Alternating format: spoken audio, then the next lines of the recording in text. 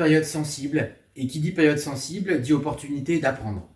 On accompagne quotidiennement beaucoup d'entre vous, porteurs de projets, dirigeants d'entreprise, managers, dans des prises de parole importantes, parfois sensibles, toujours à fort enjeu, et on a forcément beaucoup à apprendre de l'actualité.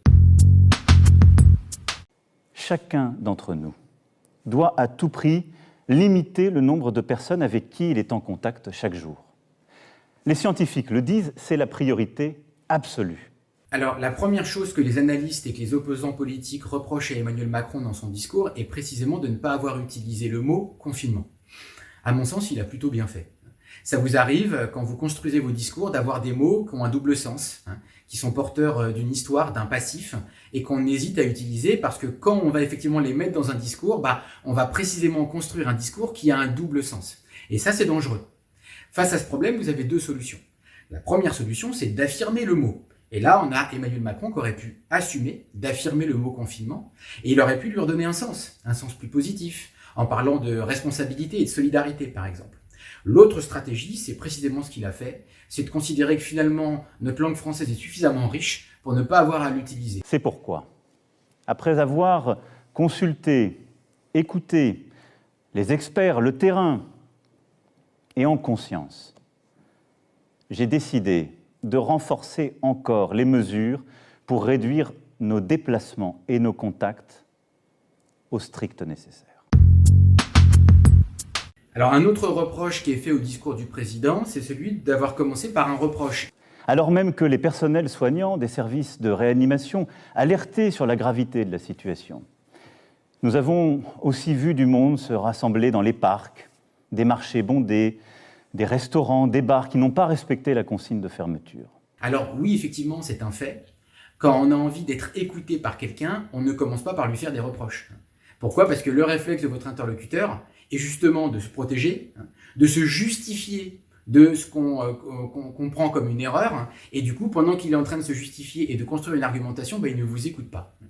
Maintenant, il y a autre chose qu'il faut prendre en compte et qui justifie que cette introduction était finalement pas si mauvaise que ça.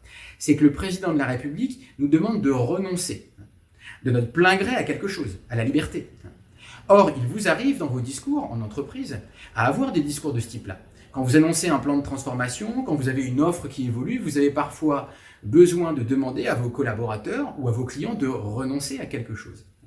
Et en général, effectivement, il se passe tout le temps la même chose. Celui à qui vous demandez de renoncer à quelque chose regarde ce que font les autres. Moi, je veux bien renoncer, mais est-ce que les autres renoncent aussi ? Et le vrai risque dans ces cas-là, c'est effectivement d'avoir un mouvement de gens qui ne tiennent pas compte de la consigne et du coup d'avoir tous les autres qui suivent le mouvement. Et là, c'est exactement le cas. Certaines personnes ne semblent pas tenir compte des consignes de sécurité. S'ils n'en tiennent pas compte et qu'ils ne veulent pas en tenir compte dans le futur, peu importe ce que dira le président de la République. Donc le discours ne s'adresse plus à eux, il s'adresse à tous les autres et en ayant un jugement moral, il les invite à ne pas suivre ce mouvement qui est dangereux. Nous y arriverons, mes chers compatriotes, en étant unis, solidaires. Je vous demande d'être responsables tous ensemble et de ne céder à aucune panique. Votre parole va faire bouger des gens, ou pas. Il faut que vous alliez vers une parole d'engagement. L'écueil que je vois souvent, c'est que, un peu comme dans le cas du président de la République, votre discours est bien écrit à l'avance, parfois par quelqu'un d'autre, et ça vous oblige à interpréter le texte. Vous n'êtes plus en train d'expliquer ce en quoi vous croyez, vous êtes en train de montrer que vous y croyez, exactement comme un acteur fait avec un texte qu'il n'a pas écrit.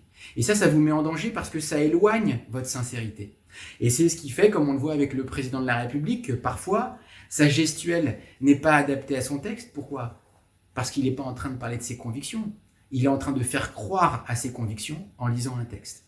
Donc engagez-vous, soyez présents, mettez-y vos mots. Il vaut mieux bafouiller, il vaut mieux remplacer un mot par un autre et avoir de l'engagement, plutôt que de lire un texte et d'avoir l'impression d'avoir une prise de parole qui finit par être désincarnée et qui ne génère plus de sincérité et donc de confiance. Beaucoup de choses que nous pensions impossibles adviennent. Ne nous laissons pas impressionner. Agissons avec force. Mais retenons cela. Le jour d'après, quand nous aurons gagné, ce ne sera pas un retour au jour d'avant. Le reproche le plus clair qu'on puisse faire à la communication du président de la République, c'est de ne pas avoir assumé dès le début qui ne savaient pas bien ce qu'il fallait faire. Et vous-même, dans les décisions que vous avez à prendre, parfois vous êtes dans le brouillard. Parfois il faut agir alors qu'on ne sait pas. Et il y a toujours des gens qui vous reprocheront de partir trop tôt ou d'être parti trop tard. Il n'y a pas de bonne solution. En revanche, il n'y a jamais aucun danger à affirmer que vous ne savez pas. Et c'est ce qui vous arrive parfois sur vos plans de transformation, sur vos offres, sur vos présentations à enjeu, parce que l'actualité change, parce que le digital bouscule les choses. À vouloir donner l'impression que tout est sous contrôle, en n'assumant pas que parfois on est obligé de prendre des décisions alors qu'on ne sait pas, alors qu'on n'est pas sûr, alors qu'on veut tester, on finit par créer du doute. Il est beaucoup plus puissant d'assumer la situation et de dire qu'en tant que dirigeant et leader, on va continuer à avancer quand même.